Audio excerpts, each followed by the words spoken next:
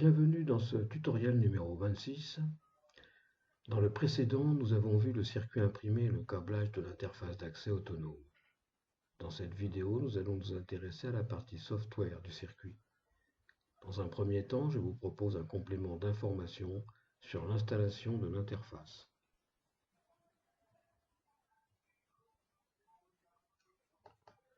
Ensuite, nous verrons l'utilisation de l'application APK qui s'intitule Accès IP.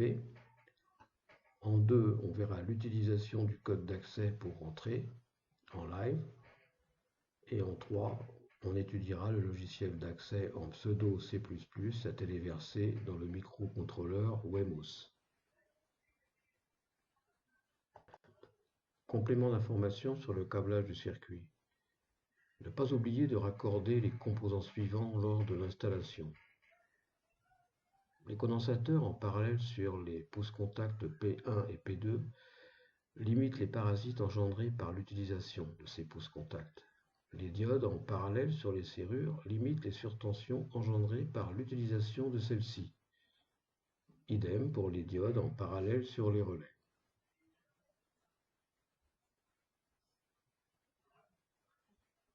Là, on a les diodes en parallèle sur les serrures. Et ici, les condensateurs en parallèle sur les pouces-contacts P1 et P2. Rôle de la diode de roue libre. La raison est qu'une bobine de relais ou de gage électrique est une self. Quand on coupe l'alimentation d'une bobine, il apparaît une surtension transitoire de forte amplitude qui peut détruire les transistors. Cette surtension est proportionnelle à la dérivée du courant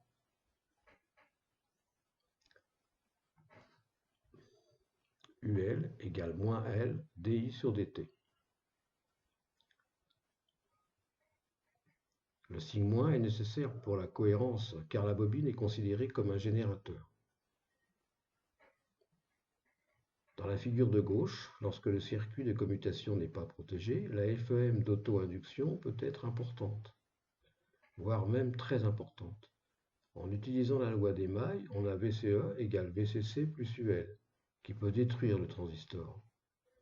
Dans la figure de droite, la diode, montée en inverse sur la bobine, va garantir une tension de collecteur du transistor qui n'excédera pas VCC plus le seuil de la diode, soit VCC plus une tension peu différente de 0,6 volts si la diode est au silicium.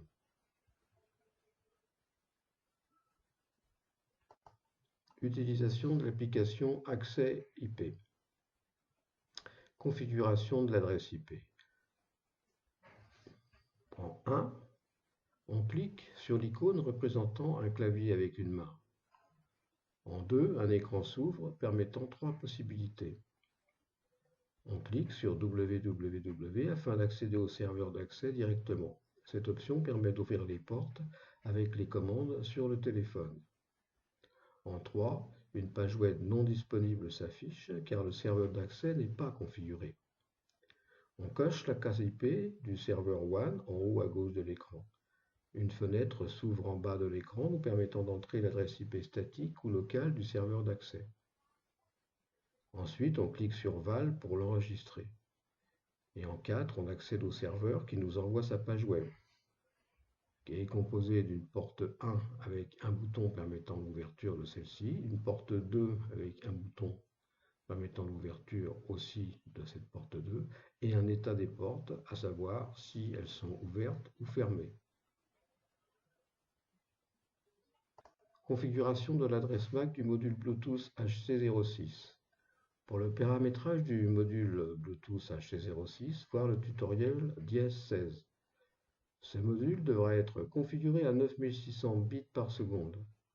Vous devrez aussi lui donner un nom, exemple accès. En 1, on coche la case Prog MAC. Une fenêtre s'ouvre dans laquelle on entre l'adresse MAC du module Bluetooth HC06. Et ensuite, on clique sur Val pour l'enregistrer. Configuration des phrases pour la commande vocale. On peut commander l'ouverture des portes vocalement par des phrases personnalisées. En 1, on clique sur le micro. Une fenêtre s'ouvre dans laquelle on nous demande de dire une phrase. En 2. En 3, dans l'écran, on clique sur Paramètres. En 4, on entre les deux phrases correspondant à l'ouverture des portes 1 et 2. Dans cet exemple, l'ouverture de la porte 1 correspond à l'ouverture de la porte du garage et l'ouverture de la porte 2 correspond à l'ouverture de la porte du jardin au niveau des phrases. Pour enregistrer les phrases, on clique sur les boutons Val. On appuie ensuite sur le micro et on commande vocalement l'ouverture de l'une ou l'autre porte par les phrases enregistrées précédemment.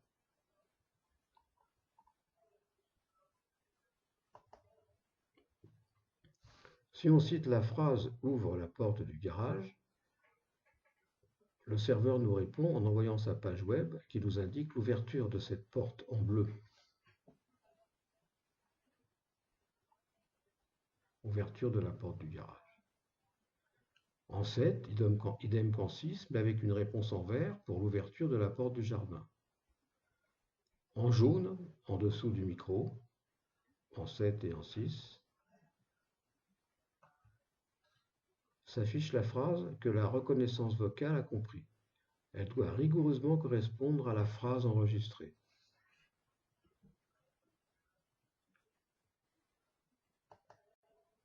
Paramétrage des codes d'accès. En 1, on clique sur la serrure, encadrée en rouge. En 2, on obtient cet écran. Si le Bluetooth est activé sur la centrale d'accès, le voyant est au vert, en haut à gauche de l'écran. Sinon, il est au rouge. La centrale nous envoie ces deux codes d'accès. Code porte 1 égale 1212 et le code de la porte 2 qui est égal à 1212. Dans cet exemple, les deux codes sont identiques. En 3, on clique sur Proc code d'accès pour configurer les codes. On coche la case Proc code d'accès. Une fenêtre s'ouvre à l'écran dans laquelle on entre les codes. Fenêtre où il y a indiqué XXXX. En 4, le code se rentre sur 4 chiffres de 0 à 9. On entre 1212 et on clique sur Val accès 1 pour l'enregistrer comme code de la porte 1. Et ensuite, on entre un autre code et on l'enregistre comme code de la porte 2 en cliquant sur Val accès 2. Val accès 1, Val accès 2.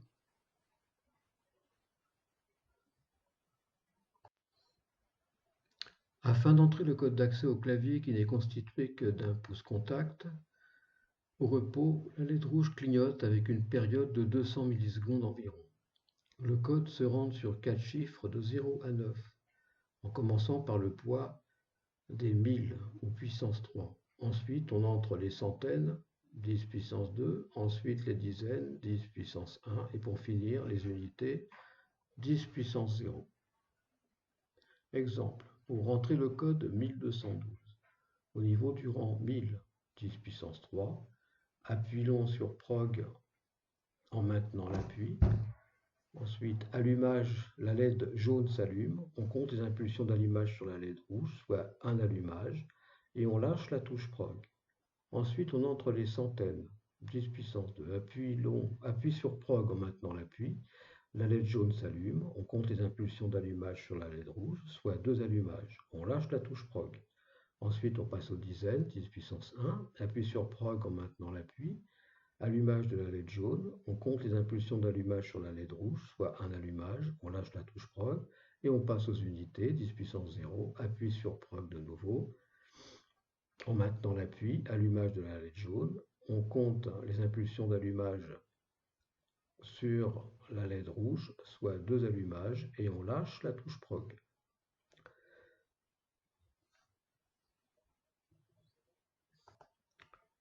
Ce qui nous fait au bout du compte une impulsion multipliée par 10 puissance 3, plus 2 impulsions multipliées par 10 puissance 2, plus une impulsion multipliée par 10 puissance 1, plus 2 impulsions multipliées par 10 puissance 0, égale le code 1212.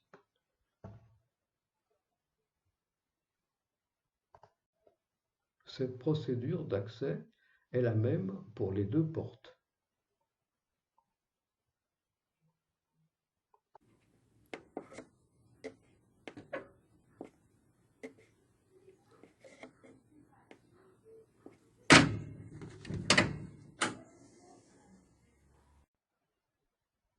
Logiciel en pseudo C++ pour le contrôle d'accès autonome. Ce programme va se diviser en plusieurs parties. Dans un premier temps, on doit en SSID mettre le nom du réseau. Mettez le nom de votre réseau à ce niveau-là et en password le mot de passe de votre réseau.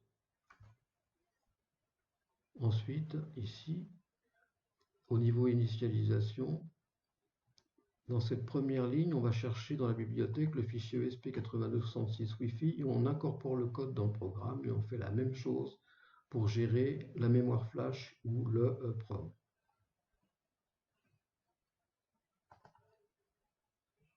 Ensuite, on déclare différentes variables et on arrive à la partie Setup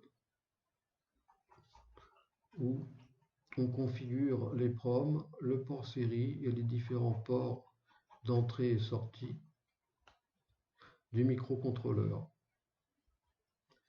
On se connecte au réseau Wi-Fi et on arrive à une autre partie où on va gérer les codes d'accès au niveau des deux gâches. Pour la gâche 1, les 1000, les centaines, les dizaines, les unités.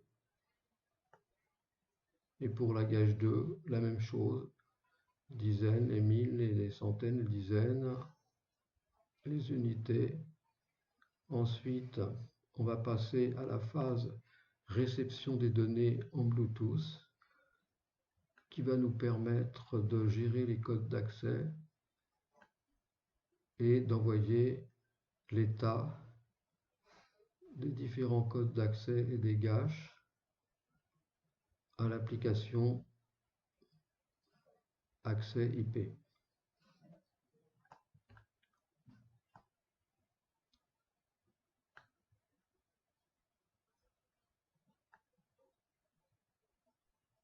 Ensuite, on arrive à la partie loop, où là, eh bien, on va se connecter au réseau. On va attendre qu'un client se connecte.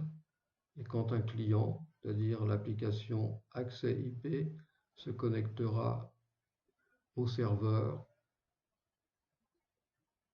ce serveur lui renverra la page web correspondant à sa demande. On doit aussi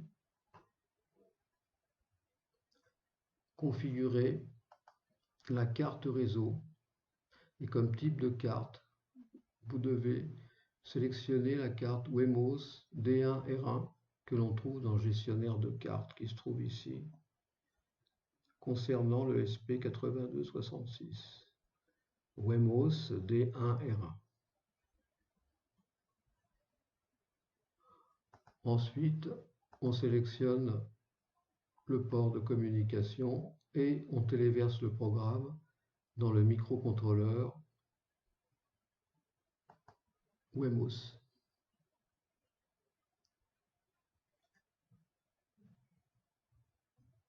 À bientôt dans une prochaine vidéo.